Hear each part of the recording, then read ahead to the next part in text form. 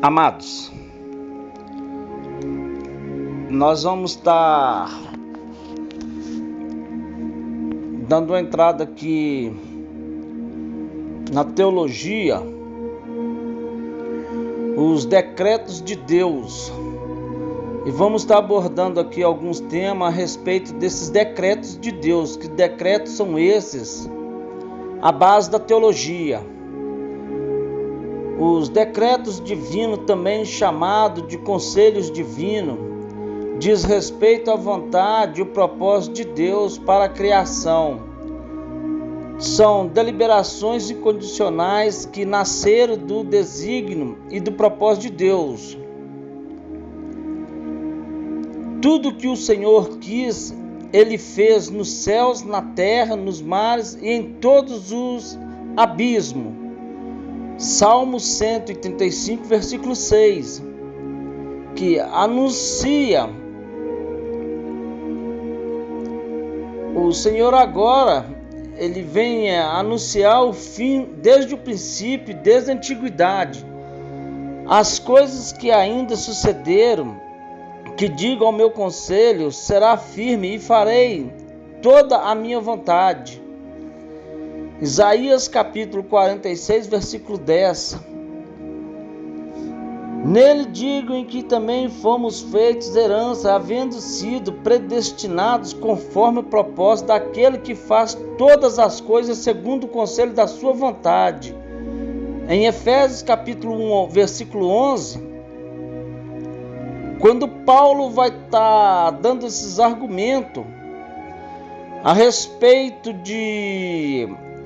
desses decretos aí, possamos entender com veemência sobre as palavras que a Bíblia está nos retratando, está nos dizendo. Alguns termos gregos usados para o conselho nas duas passagens acima, Isaías 46:10, na Septuaginta, significa intenção, propósito, resolução e abrange a totalidade da vontade de Deus. Isso tem implicações com a soteriologia ou doutrina da salvação e envolve as questões da predestinação. Há na teologia cristã duas escolhas principais sobre o assunto do calvinismo e arminianismo. Calvinismo, depois de Agostinho de Hipona e escolatistas, devolveram uma filosofia agostiniana durante a Idade Média. João Calvino, por sua vez, era o maior perito do pensamento agostiniano no século XIV. O calvinismo, registrado nas institutas das religiões, essas religiões cristãs, é diferente do cunho eclesiástico governamental do Sínodo de Dort, reduzido a definições teológicas compactadas, transformadas em polêmica contra os 5 pontos levados pelo Roman Trastes, que definiram como arminianos.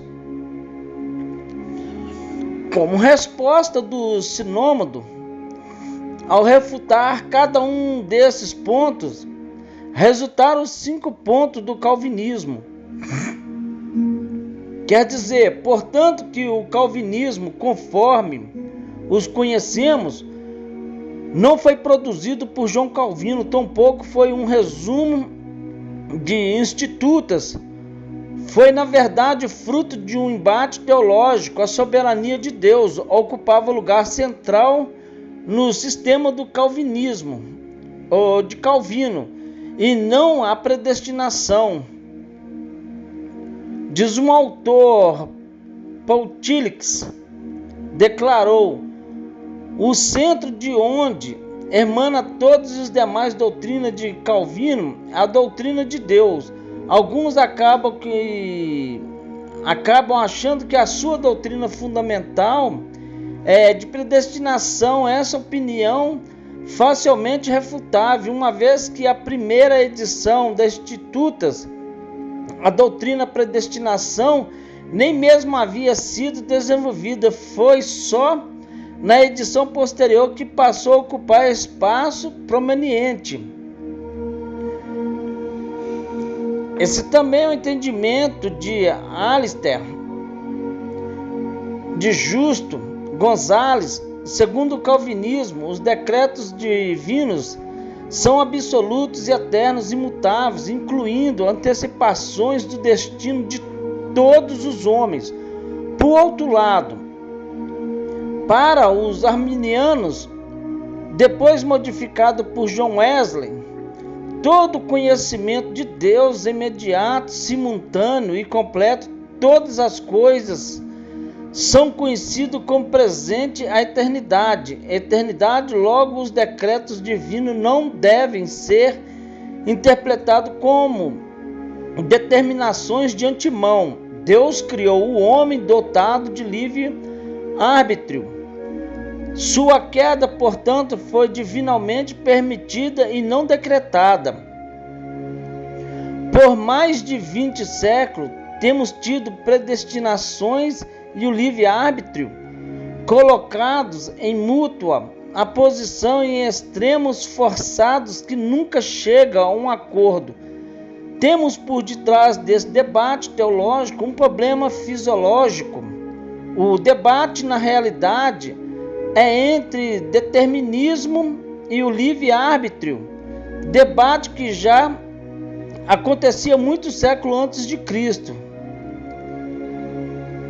Determinismo foi usado entre os estoicos para os ciclos históricos predeterminados como necessários pelo logos divinos. Os muçulmanos usam o termo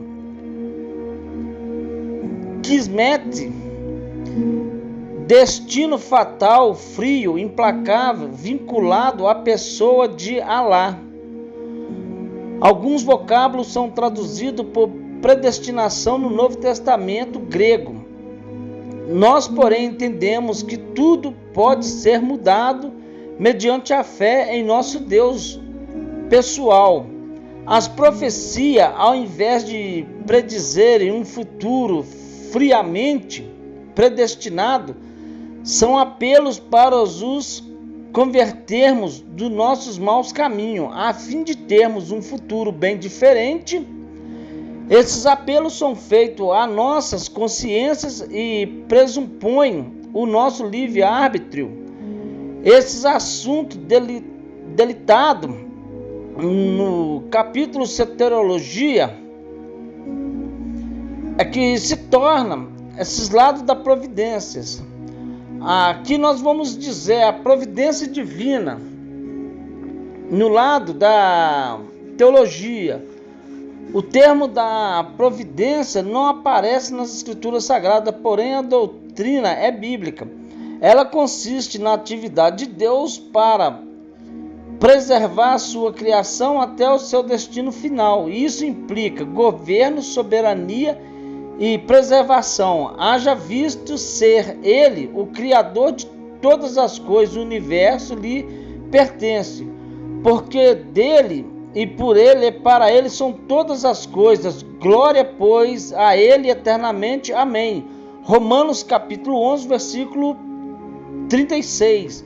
Deus é o único soberano do universo e tem controle de tudo.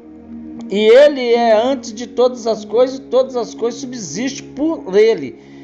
Gálatas capítulo 1, versículo 17, ou melhor dizendo, Colossenses capítulo 1, verso 17.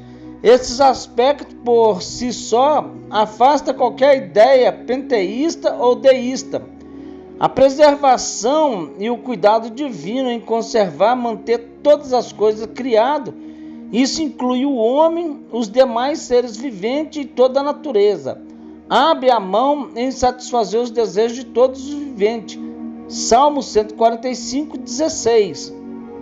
Deus cuida de todos os viventes, desde a estrutura mais simples até a mais complexa. O que seria do mundo se a vontade preservadora de Deus. Tu só és Senhor, tu fizestes o céu dos céus e todo o seu exército da terra, tudo quanto nele há, os mares, tudo quanto nele há. Tu guardas em vida todos os exércitos dos céus e o adoram. Neemias capítulo 9, versos 6. O Todo-Poderoso é, por consequente, Criador e Mediador do universo. Só Ele está no controle de tudo e sustenta todas as coisas pela palavra do seu poder. Hebreus capítulo 1, versos 3. Paulo asseverou em Atos capítulo 17, versículo 24 ao 27. A palavra de Deus diz em Atos, aí no capítulo 17, o Deus que fez o mundo e tudo que nele há, sendo Senhor dos céus e da terra, não habita em templos feitos por mão de homens, nem tampouco é servido por mão de homens como necessitado de alguma coisa, pois Ele mesmo é quem dá toda a vida e respiração a todas as coisas de um só. Fez toda a geração dos homens para habitar sobre toda a face da terra, determinando os tempos já dante ordenado e os limites da sua habitação para buscar o Senhor, se porventura, atentando, eu pudesse achar, ainda que não estar longe de cada um de nós. Então fica aí a refutação de que Paulo está explicando. Na doutrina da Trindade, conheceremos nos estudos atributos de Deus, vimos a sua unidade. Ao discorrer sobre os seus nomes, analisamos o sentido do plural de majestade no nome divino, Elohim. Tendo isso em mente, podemos afirmar à luz da palavra de Deus que a doutrina da Trindade não compromete a unidade de Deus. Nessa última parte da teologia ou teontologia, trataremos da história do conceito e dos fundamentos bíblicos da doutrina da Trindade. Não há contradição entre monoteísmo do Antigo Testamento e a Trindade cristã. Haja visto o mesmo e único Deus subsistir eternamente em três pessoas. Ele é um só Senhor em três pessoas e não três deuses. Cada pessoa da Trindade é Deus. A palavra do Senhor descarta a ideia triteísta de que essa palavra é três deuses, de unicismo. A Trindade pode ser definida como a união de três pessoas.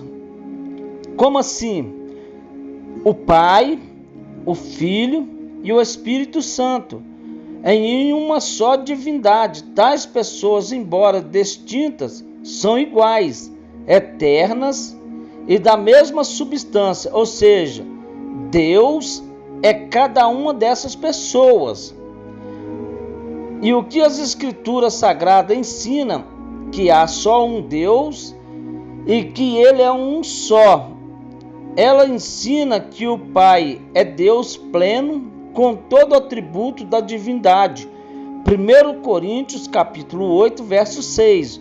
E o que o Filho é, não apenas parte da divindade, porque nele habita corporalmente toda a plenitude da divindade. Em Colossenses capítulo 2, versos 9. E elas também asseveram que o Espírito Santo é Deus, como lemos em Atos capítulo 5, versos 3 e 4. Diz então Pedro a Ananias: por que encheu Satanás o teu coração para que mentisse ao Espírito Santo e retivesse parte do preço da herdade, guardando-a não ficava para ti, e vendida não estava em teu poder? Por que formaste esse desígnio em teu coração? Não mentistes ao homem, mas a Deus. Então vejamos que a Trindade, no tetragrama, a palavra de Deus afirma que a Trindade é Deus. Vemos no tetragrama, nesse caso, quando lemos o nome de Deus ou Senhor nas Escrituras, precisamos entender que esse termo pode ser aplicado à Trindade, isoladamente ou da mesma maneira, o Pai, ao Filho e ao Espírito Santo. Analisamos algumas passagens bíblicas que revelam a unidade da Trindade. Vamos, primeiro, há de ser que todo aquele que invocar o nome do Senhor será salvo, porque no monte Sião, em Jerusalém, haverá livramento, assim como o Senhor tem dito, e no restante que o Senhor chamar. Joel, capítulo 2, versos 32. Nesse texto, o tetragrama segundo o Novo Testamento, é uma referência ao Senhor Jesus. Romanos, capítulo 10, versículo 13. Segundo tópico, é sobre a casa de Davi, sobre os habitantes de Jerusalém, derramarei o espírito de graça e de súplica. Olharão para mim a quem transpassaram e prantearão, como quem pranteia por um unigênito, e chorarão amargamente por ele, como se chora amargamente pelo primogênito. Zacarias, capítulo 12, versículo 10. Temos nesta passagem uma profecia escatológica. O Deus Jeová de Israel promete proteger Jerusalém e seus moradores. Observe a expressão, e olharão para mim a quem transpassarão. Quem foi os céus? Transpassar a Jeová. Trata-se naturalmente de uma referência a Jesus, quando foi transpassado no Gólgota. E outra vez diz a Escritura, verão aquele que transpassarão. João, capítulo 19, versos 37. Em João, vejamos no terceiro tópico, uma referência diz a ela, os filisteus vêm sobre ti, Sansão. E despertou do seu sono e disse, sairei ainda esta vez como Dante e me livrarei, porque ele não sabia que já o Senhor se tinha retirado dele. Então, quando Sansão premedita essas palavras, que sairia ao encontro dele, ele não sabia que Deus já tinha se retirado dele. Em Juízes capítulo 16, versículo 20. O contexto dessa referência mostra que Yahvé se refere ao Espírito Santo. Juízes capítulo 15, versículo 14. Esses dados da revelação nos parecem complexos, mas essa aparente complexidade não é sinonimia ou contradição. Não há, na verdade, contradições na Escritura. Estamos lidando com um ser que é infinito. Como escreveu Schaffer, a doutrina como apresentada nas Escrituras e, portanto, aceitável, ainda que não explicável. Deuteronômio capítulo 6, versos 4. Ouve Israel, o Senhor nosso Deus, o único Senhor. É evidente que esta passagem bíblica refere-se ao Deus Trino, a Trindade, como veremos abaixo. Nela temos tanto o termo Deus como tetragrama. A sua ênfase é monoteísmo, que se tornou ao longo dos séculos a confissão da fé dos judeus. Ainda hoje, os judeus religiosos recitam esse versículo 3 vezes ao dia. O termo hebraico usado para o único indica a unidade composta. No famoso esbema de Deus, Deuteronômio, capítulo 6, versículo 4. A questão da diversidade dentro da unidade e implicações teológicas, alguns eruditos têm pensado que, embora um esteja no singular, o uso da palavra abre espaço para a doutrina da Trindade. A expressão hebraica Yahvé traduz-se também por Jeová.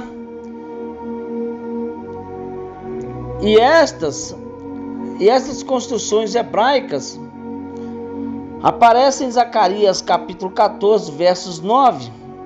Naquele dia, um só será Jeová, e um só o seu nome. A tradução brasileira, a palavra apropriada hebraica para a unidade absoluta é Yabid, que traz a ideia de solitário, isolado, mas não é esse o termo usado em Deuteronômio 6, versículo 4. Em Gênesis capítulo 2, versículo 24, a palavra Ebad é usada para dizer que o marido e a mulher são ambos uma só carne. O Novo Testamento não contradiz o Antigo, porém torna explícito o que dantes estava explícito: a unidade de Deus não é absoluta e sim composta. O Antigo Testamento revela a unidade da Trindade, ao passo que o Novo revela a Trindade na unidade. A doutrina da Trindade não neutraliza nem contradiz a doutrina da unidade, nem está anulada, e da Trindade, que, conforme pregada pelos cristãos que seguem a palavra do Senhor, consiste em um só Deus em três pessoas, e não três deuses. Isso seria apenas uma trindade, e não a Trindade.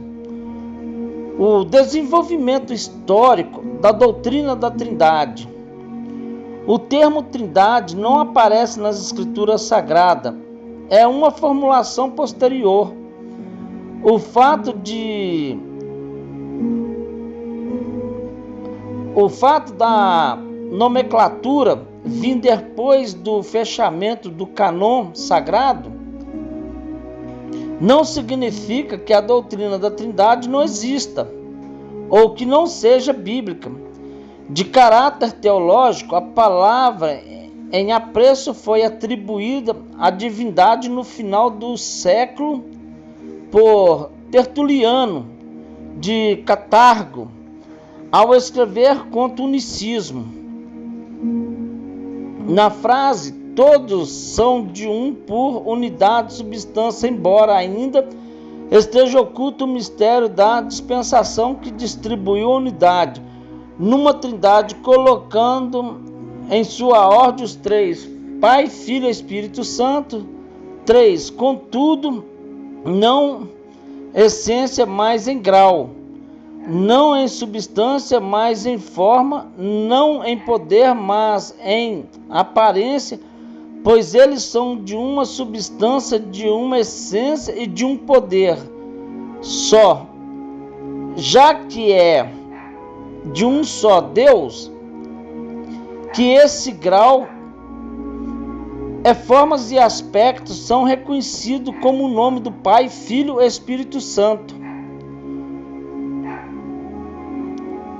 Contra Praxeas II, depois da metade do século, surgiu um movimento em torno do monoteísmo cristão e monarquismo.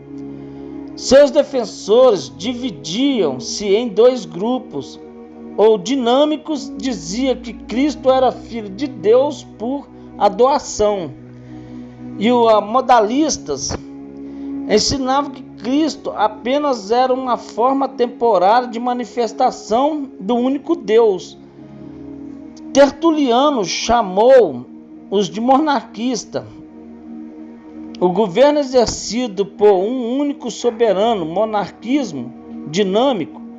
Os principais representantes da cristologia dinâmica ou adocionista foram Teodoro de Bizanco e Paulo de Samosata. Teodoro, o curtidor, discípulo de Alagoi, grupo que rejeitava a doutrina de Logos e aceitava o evangelho de João como certa ressalva, foi o primeiro monarquista dinâmico. De importância, chegou a Roma em 190 e foi excomungado em 198. Para os monarquistas dinâmicos, Jesus era apenas um homem de vida santa, que nasceu de uma virgem, sobre o qual desceu o Espírito Santo por ocasião do seu batismo no Rio Jordão. Alguns de seus discípulos rejeitavam qualquer direito divino em Jesus, enquanto outros afirmavam que ele teria se tornado divino em certo sentido por ocasião da sua ressurreição. Hipólito, no ano 170 a 236, rebateu todas essas falaciosas crenças, refutações de todas aos hereges ou heresia. No século VII aí, o mais famoso monarquista dinâmico foi Paulo de Samosata, bispo de Antioquia, entre 260 a 272. Descrevia o logo dos atributos impessoais do pai. Eusébio de Cesareia diz que ele nutria noções inferiores degradadas de Cristo, contrárias à doutrina da igreja, e ensinava que quanto à natureza, ele, Jesus, não passava de homem comum. A história eclesiástica, eis que Paulo de Samosata afirma: o Logos e o Espírito eram qualidade divina e não pessoas, eram poderes e potencialidades de Deus, mas não pessoa no sentido de seres independentes. Jesus era um homem inspirado pelos poderes de cima. O poder do Logos habitara Jesus como no vaso, como nós habitamos nas nossas casas. A unidade que Jesus tinha com Deus era da vontade e do amor, não da natureza. Suas ideias foram examinadas por 3 sinodos, entre 264 e 269, e o último excomungou o monarquismo modalista.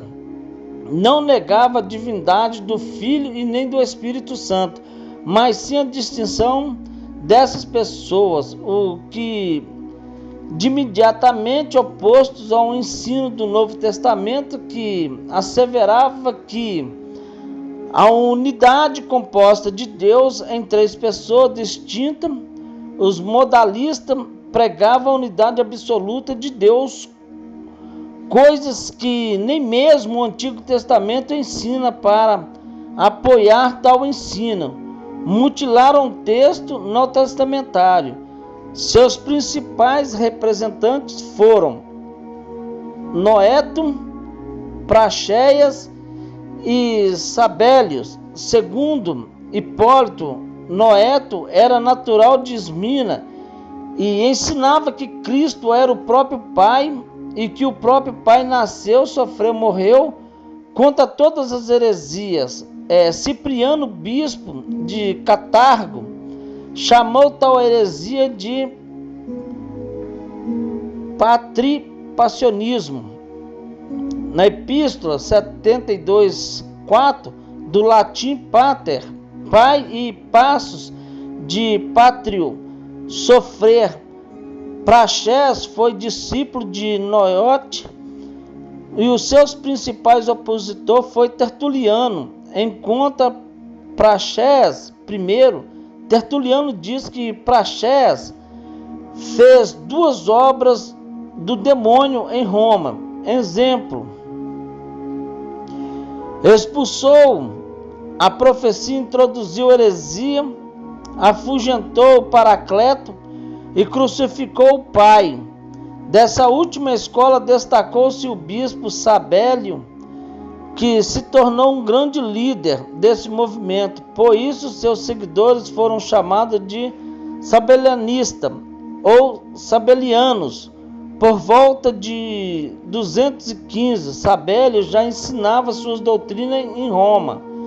Pai, Filho e Espírito Santo são nomes, são prosopas, semblantes, faces e não seres independentes. São reais e energias consecutivas.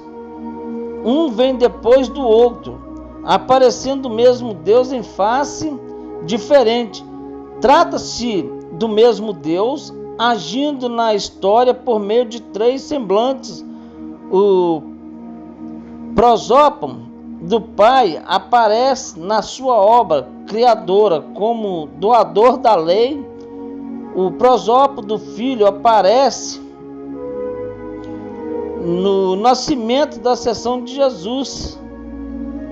A partir da ascensão de Jesus surge semblante do Espírito doador da vida. Aqui nós vejamos que Hipólito encontra todas as heresias, refutou essa ideia que hoje são defendidas pelos unicistas, arianismo, e o nome da doutrina formulada por Ário e de movimento que ele fundou em Alexandria, no Egito, na primeira metade do quarto século. Ário era o presbítero de Alexandria no ano 318. Quando a controvérsia começou, sua doutrina contrariava a crença ortodoxa seguida pela igreja.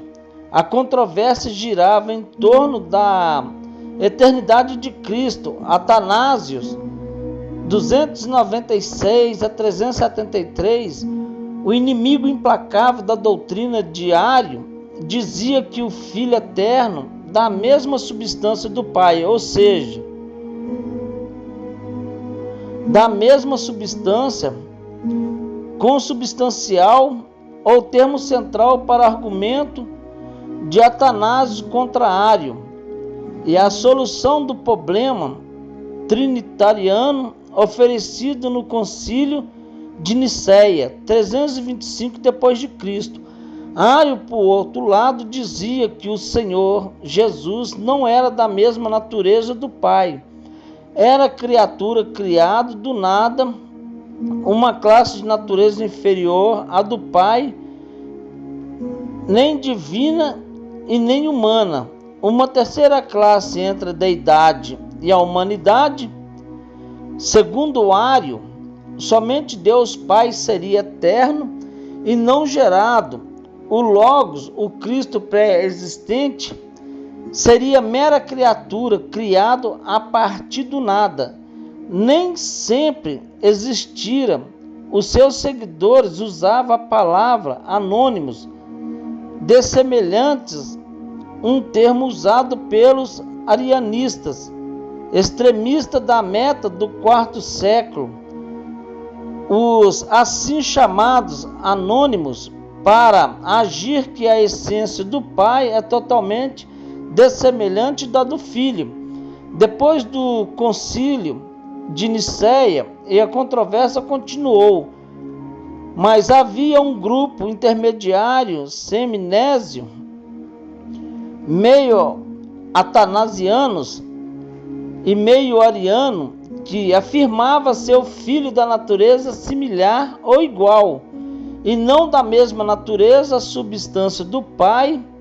Apoiava-se no termo de substância similar, aparência de substância semelhante, um termo usado para descrever a relação do Pai para o Filho pelo partido não atanasiano, não ariano, na igreja seguindo o concílio de Nicéia. Essa discussão chamou a atenção do povo e também ganhou conotação política, considerada hoje como a maior controvérsia da história da Igreja cristã. O imperador romano Constantino enviou mensageiro com o propósito de uma conciliação, porém foi tudo em vão.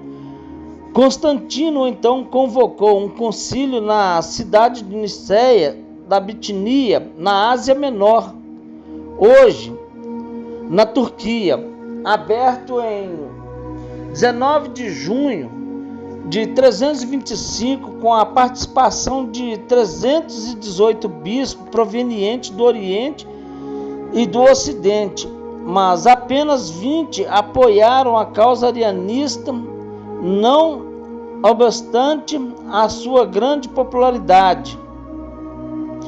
Em Nicéias, o credo aprovado era decisivamente anti-arianista, apenas pois o bispo não assinaram. Até Eusébio de Nicomédia, arianista, assinou o credo, elaborado nesse concílio.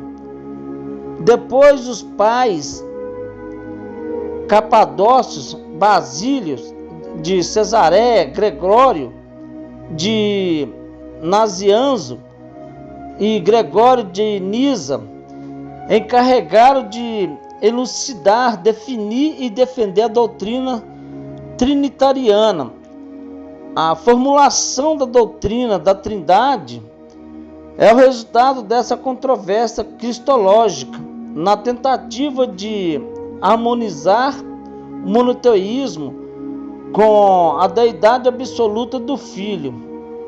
Com uma doutrina, ela é uma indução humana das afirmações da Escritura, mas a indução, por ser feita com justeza e tão parte de ensino de Deus em sua palavra como em qualquer uma das doutrinas que tem sido formalmente enunciadas ali.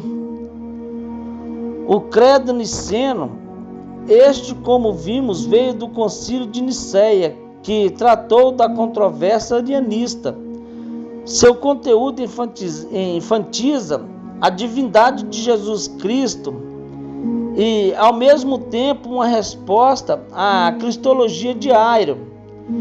Cremos em um só Deus, Pai onipotente, Criador de todas as coisas, visíveis e invisíveis, em um só Senhor Jesus Cristo, Verbo de Deus, Deus de luz, de vida, Filho unigênito, primogênito de toda a criação, por quem foram feitas todas as coisas, a qual foi feito carne para a nossa salvação, e viveu entre os homens, e sofreu, ressuscitou, ao terceiro dia subiu ao Pai, novamente virá em glória para julgar os vivos e os mortos. Cremos também em um só Espírito Santo. O credo atanásio, desse credo aí atanasianos, depois do concílio de Niceia, em 325, muitos documentos circulavam na igreja sobre o assunto. O credo hoje chamamos de atanasianos expressa o pensamento de Atanásio e tudo o que defendeu durante toda a sua vida, conquanto não haja indícios confiáveis de que o texto seja a sua autoria. Esse credo não foi mencionado no concílio de Éfeso em 431, nem na de Calcedônia em 451, tampouco no Constantinopla em 381. O credo popularmente atribuído a Atanásio é de modo geral considerado um cântico eclesiástico de autoria desconhecido do século VI ou V. Assim declara o credo atanasiano. A fé universal, esta que adoremos um Deus em trindade e trindade em unidade. não confundimos as pessoas nem separamos a substância, pois existe uma única pessoa do Pai, outra do Filho, outra do Espírito Santo. Mas a deidade do Pai, do Filho e do Espírito Santo, e toda uma só. Glória é igual majestade e coeterna. Total como é o Pai, total o Filho e total o Espírito. Pai é um criado e o Filho incriado e o Espírito Santo incriado. O Pai insumerável, o Filho inexumerável, o Espírito Santo imensurável. O Pai eterno, Filho eterno, o Espírito Santo eterno. Entanto, não são três eternos, mas há apenas um eterno. Da mesma forma, não há três incriados, nem três imensuráveis, mas um só incriado e um mensurável. Assim também o Pai onipotente, o Filho onipotente e o Espírito Santo onipotente. No entanto, não há três onipotentes, mas sim um onipotente.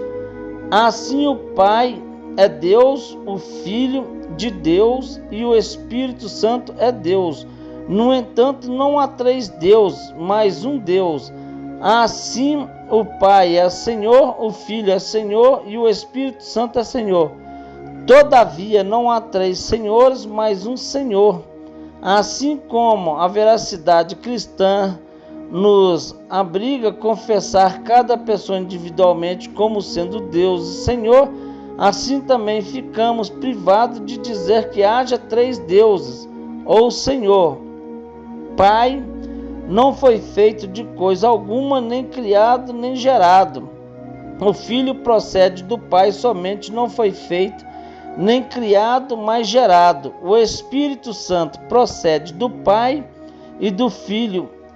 Não foi feito, nem criado, nem gerado, mas procede.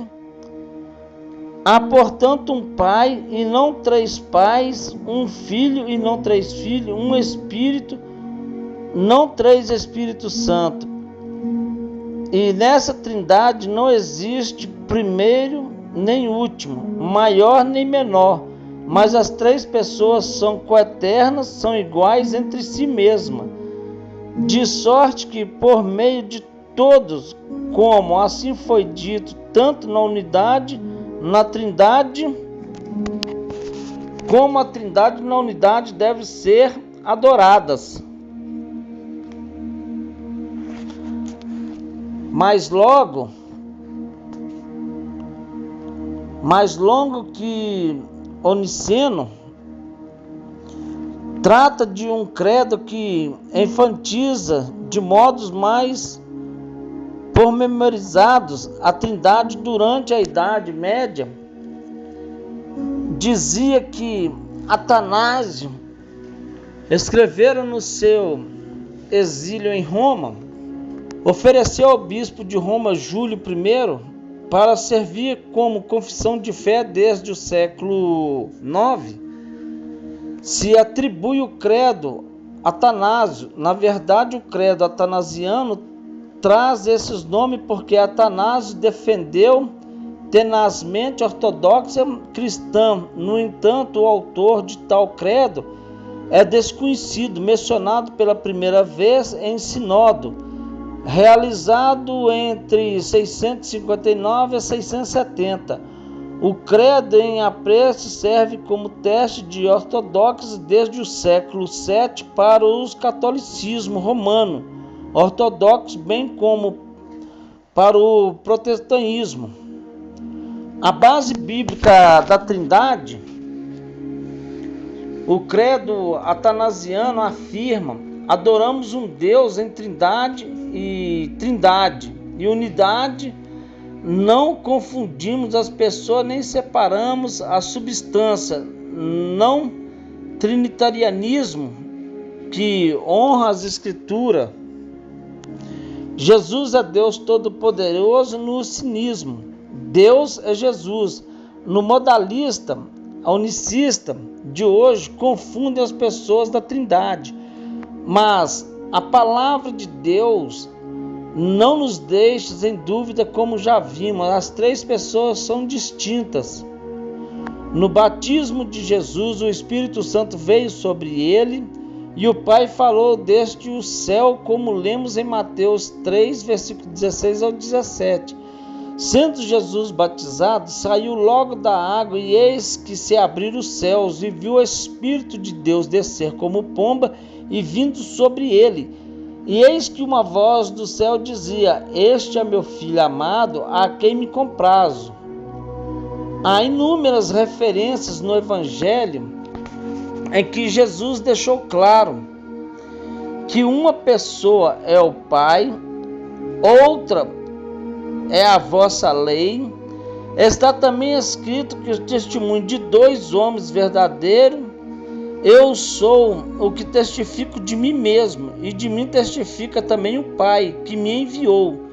João capítulo 8, versículo 17 e 18. A Bíblia apresenta as três pessoas em condições de igualdade. Mateus capítulo 28, versículo 19, Jesus diz: Eu e o Pai somos um. João capítulo 10, versículo 30. No Antigo Testamento, no princípio Deus criou os céus e a terra. Gênesis capítulo 1 e 1. A Trindade está implícita no nome divino Elohim. Isso já foi antecipado no estudo sobre os nomes de Deus. O nome hebraico usado para Deus é Elohim, onde vemos os primeiros vislumbres da Trindade. O verbo está no singular bara. Criou e sujeitou em plural Elohim. Deus, o que revela a unidade de Deus na Trindade, na criação do homem. E a Trindade está presente, como lemos em Gênesis capítulo 1, versos 26. E disse Deus: façamos o homem à nossa imagem, conforme a nossa semelhança, e domine sobre os peixes do mar, sobre as aves do céu, e sobre o gado, e sobre toda a terra, e sobre todos os répteis que se movem sobre a terra. As três pessoas da Trindade atuaram em conjunto. O Filho criou todas as coisas e também o homem. João capítulo 1, versículo 1 e versículo 3 aí, Colossenses capítulo 1, versículo 16. Da mesma forma, o Espírito Santo, em Jó capítulo 33, versículo 4, Salmo 104, versículo 30, e o Pai, Provérbios capítulo 8, 22, versículo 30. Ou seja, quando falamos do Criador, devemos ter em mente a Trindade, pois as três pessoas agiram juntas na gloriosa obra da criação de todas as coisas. Então diz o Senhor Deus: eis que o homem é como um de nós, sabendo o bem e o mal. Ora, pois, para que não estenda as suas mãos e tome também da árvore da vida, e coma, e vive eternamente. Gênesis capítulo 3, 22. E aí descemos e confundamos ali a língua para que não entenda um a língua do outro. Gênesis capítulo 11, versículo 7. Ora, porque um de nós, se Deus é único, porque essa unidade é na verdade uma triunidade da mesma forma. Encontramos isso em Gênesis capítulo 11, verso 7. Porque descemos e confundimos. E não vou descer e confundir, se a Trindade não fosse uma verdade bíblica. Que fazer com esses personagens dizer que Deus estava falando com os anjos e admitir que os anjos são divinos? Fica, pois, clara a patente a realidade da Trindade nessa passagem mencionada. E clamava uns para com os outros, dizendo: Santo, Santo, Santo é o Senhor dos exércitos, e toda a terra está cheia da sua glória. Isaías capítulo 6, versos 3. Outro ponto igualmente importante é a visão do profeta Isaías, através da qual ele viu o Senhor, Adonai, em hebraico Adonai. Esse mesmo Deus disse que: quem enviarei e quem há de ir por nós? Versículo 8. Notemos novamente a pluralidade presente na unidade divina, mas outro detalhe que não devemos perder de vista ainda na passagem, em Preços, é o fato de o profeta, inspirado pelo Espírito, dizer que a terra está cheia da sua glória, a glória de Jeová dos Exércitos. Ora, isso está associado ao retrato do Novo Testamento acerca de Jesus em João, capítulo 12, versículo 39 a 41. Por isso não podíamos crer pelo que Isaías disse outra vez: cegou-lhe os olhos, endureceu-lhes o coração, a fim de que não veja com os olhos e compreender no coração, se converta e os cure. Isaías diz: quando viu a sua glória, falou dele. Ainda em Isaías 6, lemos no versículo 8 ao 10. Depois disso, ouviu a voz do Senhor que dizia: quem enviarei, quem há de ir por nós? Então disse eu: eis-me aqui, envia-me a mim. Então disse ele: vai e diz a este povo: ouvis de fato e não entendeis, e vedes em verdade, mas não percebeis. Engorda o coração deste povo, endurece-lhe os ouvidos e fecha-lhe os olhos. Não venha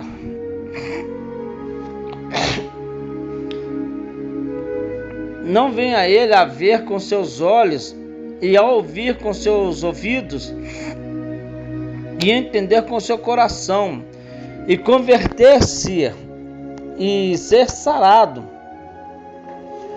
O texto sagrado mostra que o Deus de Israel quem fala por meio do profeta. No entanto, o apóstolo Paulo, sob inspiração divina, afirma que o Espírito Santo quem fala, conforme lemos em Atos, capítulo 28, versículo 25 ao 27. Como ficaram entre si discorde, despediram, dizendo Paulo essas palavras: bem falou o Espírito Santo a nosso Pai pelo profeta Isaías, dizendo: vai a este povo e diz: de ouvido ouvireis, de maneira nenhuma entendereis, e vendo vereis, de maneira nenhuma percebereis, porquanto o coração deste povo está endurecido, e com os ouvidos ouvirão, pesadamente fechar os olhos, para nunca com os olhos vejam, e nem o ouvido ouça, nem o coração entenda, e se converta, e eu os cure. Isso significa que o Espírito Santo é o mesmo Deus de Israel. E isso é uma evidência de que a visão de Isaías revela a Trindade. Essa doutrina, portanto, embora não tenha sido bem esclarecida nos tempos dos patriarcas, reis e profetas hebreus, para não confundir o povo como deuses da religião politeísta das nações vizinhas de Israel, está implícita no Antigo Testamento.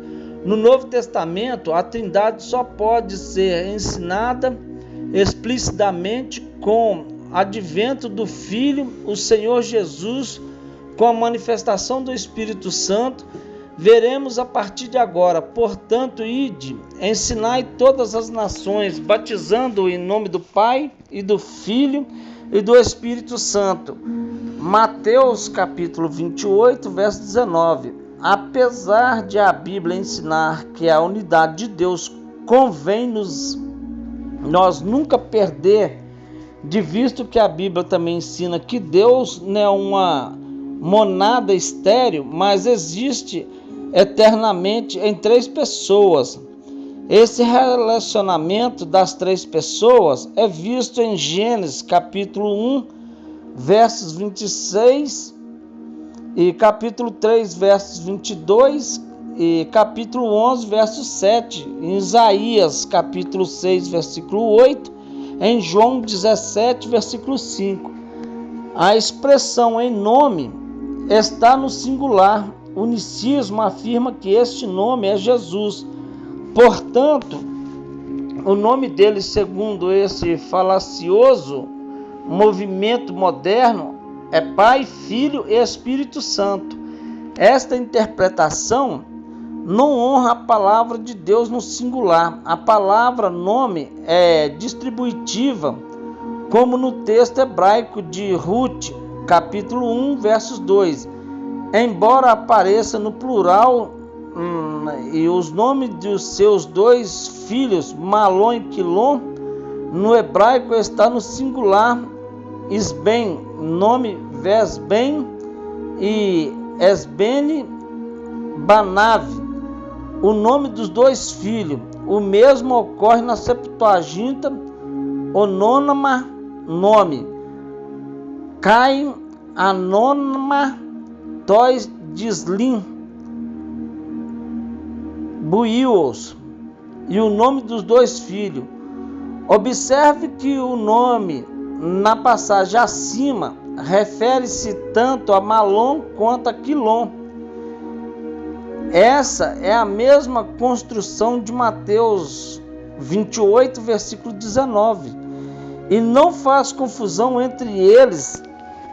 Se tivesse sido empregado o plural, nomes, a Bíblia precisaria dar mais de um nome a cada um do texto sagrado mencionado. Por consequente, três pessoas distintas em uma só divindade, em nome que quer dizer em nome de Deus, do único Deus que subsiste eternamente em três pessoas. Essa declaração de Jesus na fórmula batismal tem como base o conceito da triunidade de Deus.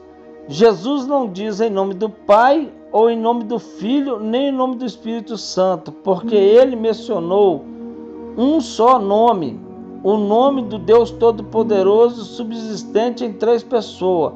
O Filho e o Espírito Santo estão igualados nessa passagem. No Antigo Testamento, Robertson afirmou o batismo: não és o nome do Pai, do Filho e do Espírito Santo, e o nome da Trindade. Ora, há diversidade de dons, mas o Espírito é o mesmo. E há diversidade de mistérios, mas o Senhor mesmo. E há diversidade de operações, mas é o mesmo Deus que opera tudo em todos. 1 Coríntios capítulo 12, versículo 4 e 6. Aqui o apóstolo Paulo mostra aspecto trinitário, como na Trindade não existe primeiro e último. As três pessoas são iguais, são mencionadas nessa passagem na ordem inversa em relação à constante de Mateus 28 e 19. A passagem de 1 Coríntios capítulo 12 a 14 trata dos dons do Espírito Santo. O termo do Senhor, capítulo 12, verso 5, refere-se ao Filho de Deus. E o capítulo 12, verso 6, ao Pai. O nome de Deus é Tibeos. No Novo Testamento grego, quando vem acompanhado do artigo e sem outra qualificação, refere-se sempre ao Pai. O culto cristão e adoração a Deus portanto, quem opera no culto. Há um só corpo, um só Espírito, como também foste chamado em uma só esperança da vossa vocação, um só Senhor, uma só fé, um só batismo, um só Deus e Pai de todos, o qual é sobre todos e por todos em todos. Efésios capítulo 4, versos 4 e 6. Novamente encontramos no texto aí acima a fórmula da Trindade, o Deus Pai, o Deus Filho, o Deus Espírito Santo. Cada uma dessas três pessoas desempenha um papel na igreja. Essa verdade, ensinada primeiramente aos crentes de Éfeso, consta também do credo de Atanásio. Não se deve confundir as pessoas Pai, Filho e Espírito Santo. Espírito Santo, um só Pai, um só Filho e um só Espírito Santo.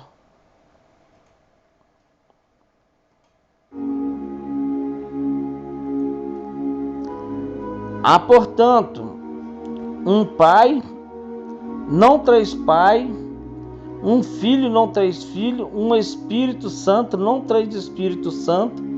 E nessa trindade não existe primeiro nem o último, nem maior nem menor, mas as três pessoas são eternas, são iguais entre si mesmas.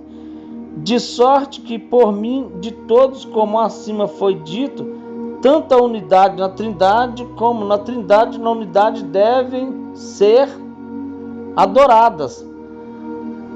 As três pessoas estão presentes, atuando cada uma na sua esfera de atuação, em perfeita harmonia e perfeita unidade. A graça do Senhor Jesus Cristo e o amor de Deus e a comunhão do Espírito Santo seja com vós todos. 2 Coríntios, capítulo 13, versículo 13.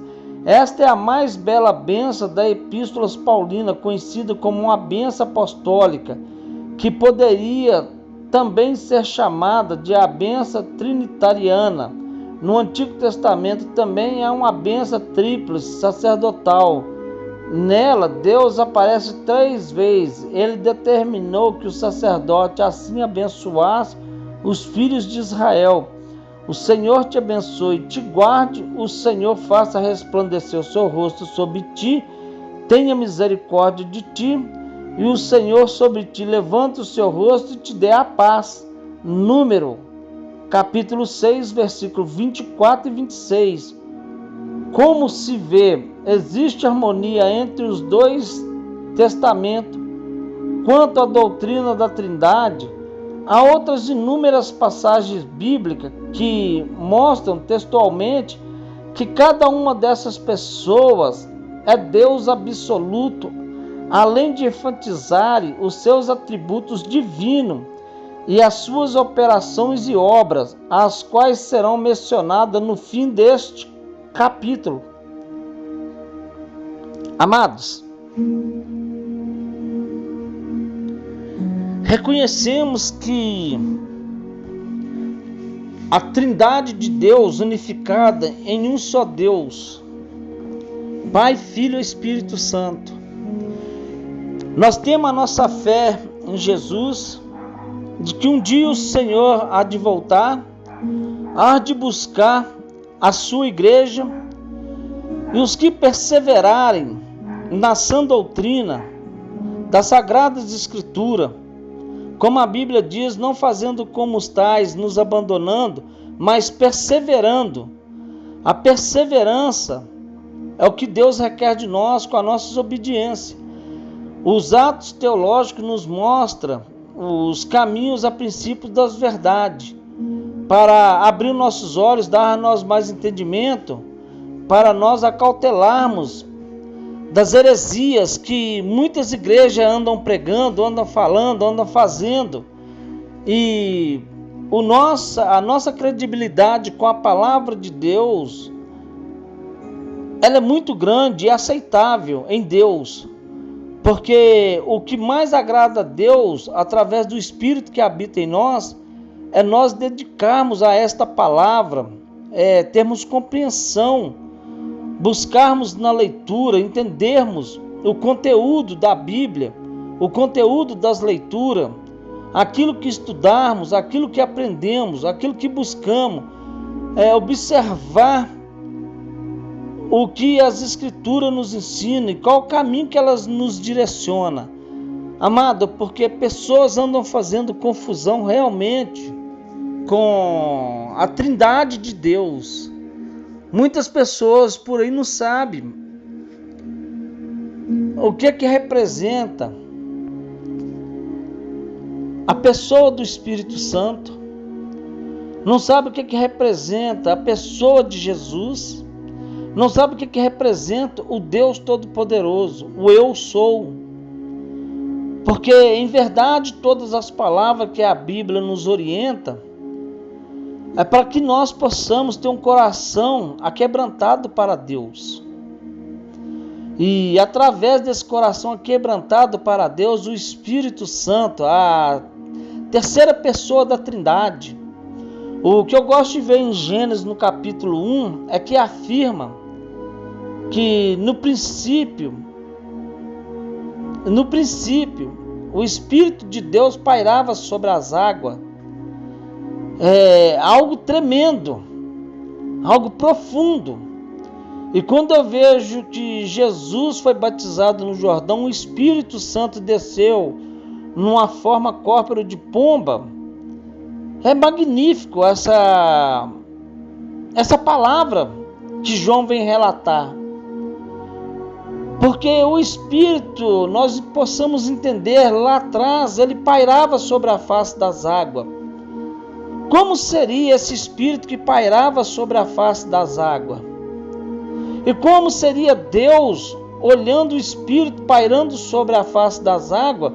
E quando Deus vira ali as duas pessoas presentes perto dele, façamos o homem a nossa imagem conforme a nossa semelhança.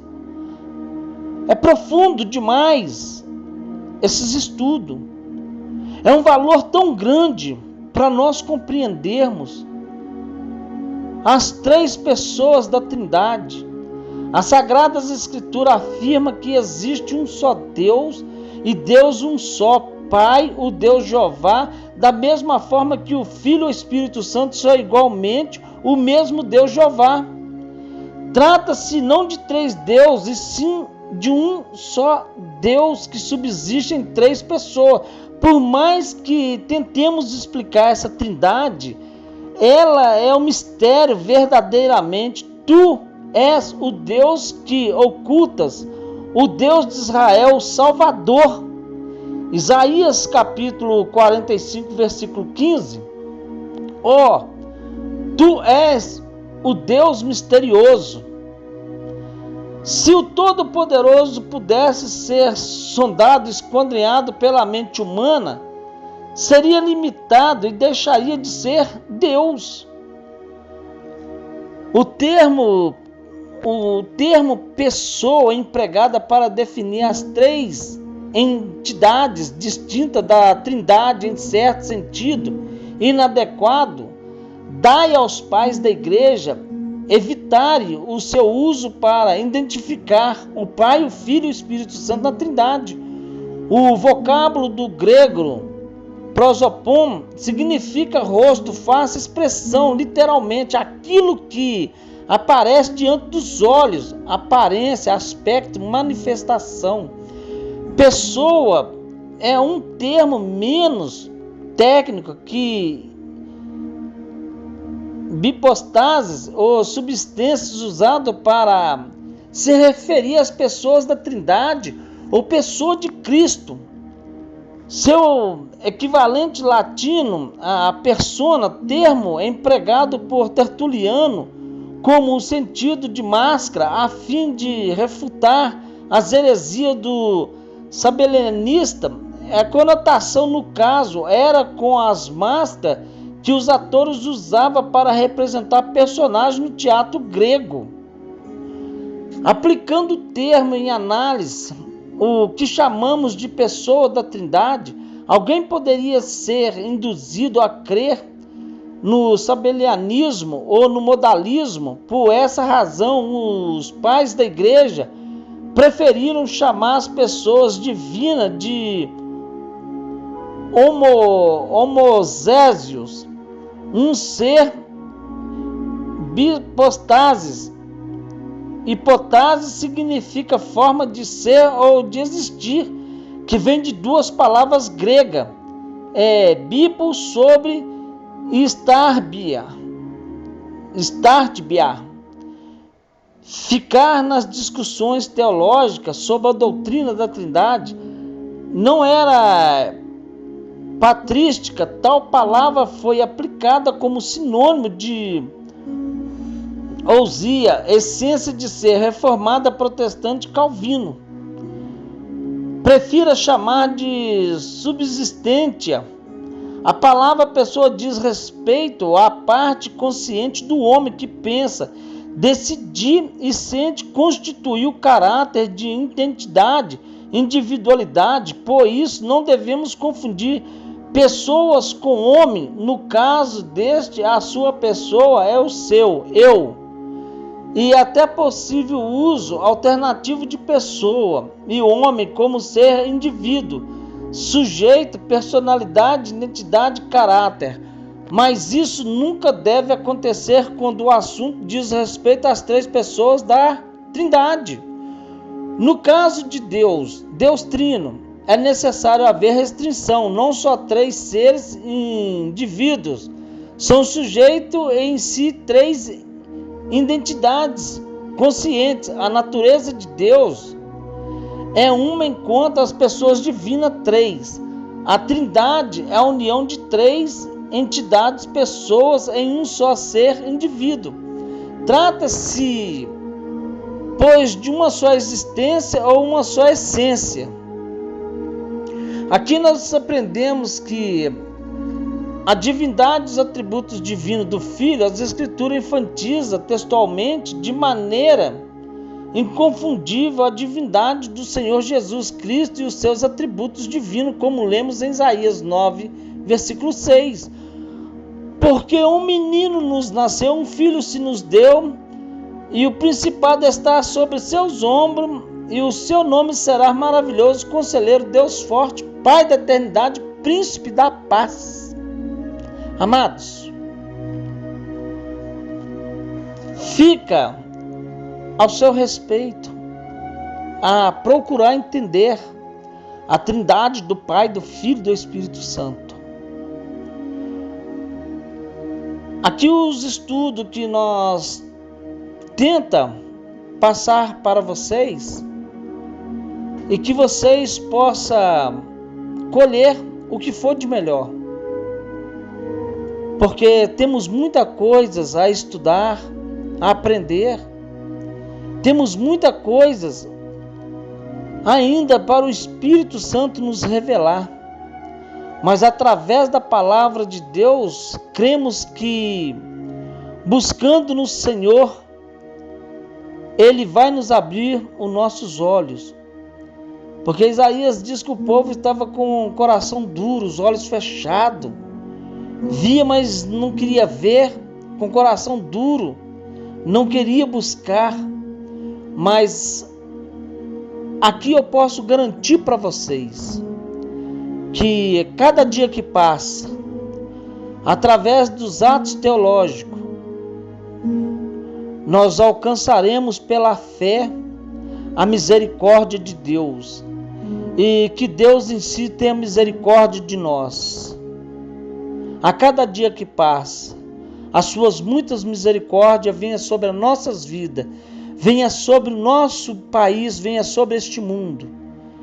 Que a misericórdia de Deus seja sobre toda a extensão da terra, toda a plenitude da terra, a cada ser vivente da terra. A misericórdia de Deus seja grande sobre nós. Só através da misericórdia de Deus é que podemos alcançar as suas divindades.